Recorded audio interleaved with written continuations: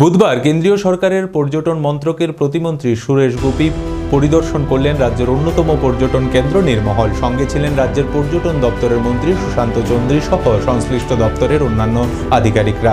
মন্ত্রী সুশান্ত চৌধুরী কেন্দ্রীয় প্রতিমন্ত্রীকে নীরমহলের বিভিন্ন বিষয় সম্পর্কে অবগত করেন। আগামী দিনে নীরমহল আরও বড় কিভাবে উন্নত করা যায় এবং এর জন্য সরকারি কি পরিকল্পনা রয়েছে সে বিষয়ে কেন্দ্রীয় প্রতিমন্ত্রীকে অবগত করেন তিনি।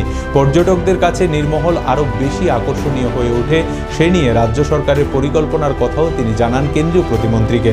নীরমহল পরিদর্শনের পরে বিষয়ে কেন্দ্রীয় প্রতিমন্ত্রী সুরেশ গোপী সংবাদ মাধ্যমের মুখোমুখি হয়ে জানান, নীরমহল একটি অত্যন্ত আকর্ষণীয় পর্যটন কেন্দ্র। উত্তর পূর্বাঞ্চলের রাজ্যগুলির মধ্যে এত আকর্ষণীয় পর্যটন কেন্দ্র রয়েছে সে বিষয়ে অনেকে জানে না।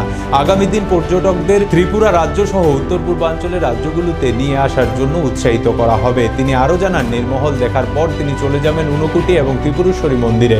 অপরদিকে মন্ত্রী সুশান্ত চৌধুরী জানান, আগামী দিনে নীরমহলকে আরও বেশি আকর্ষণীয় করে তোলার জন্য পরিকল্পনা নিচ্ছে সরকার।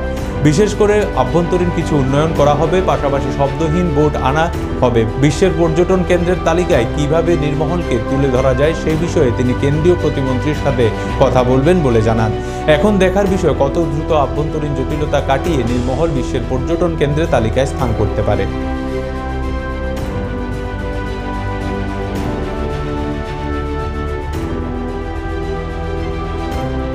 রাজ্যমন্ত্রী আছেন তিনি, সেই ক্ষেত্রে আর কি পর্যটন আমাদের যে অনগোয়িং প্রজেক্টগুলো আছে ট্যুরিজমের, গতকাল আমাদের মাননীয় মন্ত্রীর সঙ্গে রাজ্য অতিথিশালা রিভিউ মিটিং ছিল এবং আমাদের ডাইরেক্টর সেক্রেটারি পাওয়ার পয়েন্ট স্লাইডের মাধ্যমে আমাদের যে অনগোয়িং প্রজেক্টগুলো এবং আগামী দিনে আমাদের কি করণীয় সে বিষয়ে বিস্তারিত আলোচনা হয়েছে।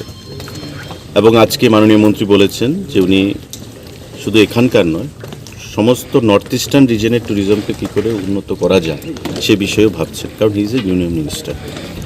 কিন্তু আমাদের রাজ্য যতটুকু ত্রিপুরার পর্যটন সেটা নিয়ে আপনারা জানেন যে আমরা সৌরভ গাঙ্গুলিকে ব্র্যান্ড অ্যাম্বাসেডর করেছি এবং ইতিমধ্যে উনি কাজ শুরু করেছেন এবং আমাদের যে ট্যুরিস্ট ফুটফল সেটাও বৃদ্ধি পেয়েছে এবং রেভিনিউ জেনারেশনও সেটা অনেকটাই বৃদ্ধি পেয়েছে।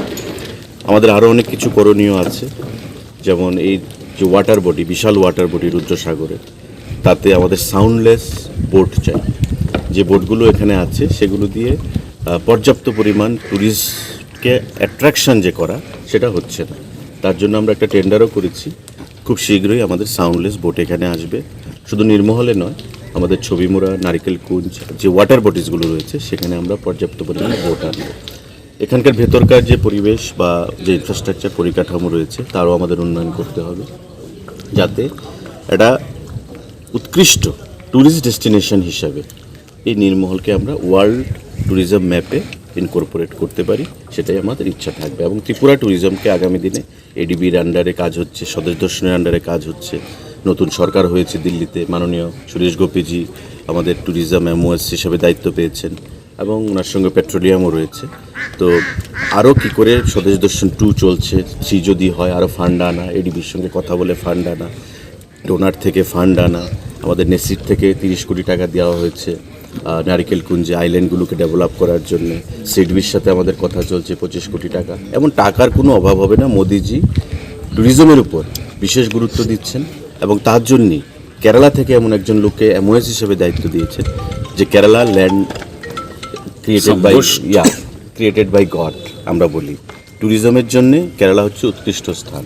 তো কেরালার এমন একজন লোককে দায়িত্ব দিয়েছেন যিনি ট্যুরিজম নিয়ে, হোয়াট ইজ ট্যুরিজম, কীভাবে প্রমোট করতে হবে ট্যুরিজমকে সে বিষয়ে ভালো করে জানেন। তো স্বাভাবিকভাবেই আমরা খুব খুশি ওনাকে পেয়ে ট্যুরিজম দপ্তরের রাষ্ট্রমন্ত্রী হিসাবে। এবং আজকে ত্রিপুরা হচ্ছে ওনার first visit state as a minister.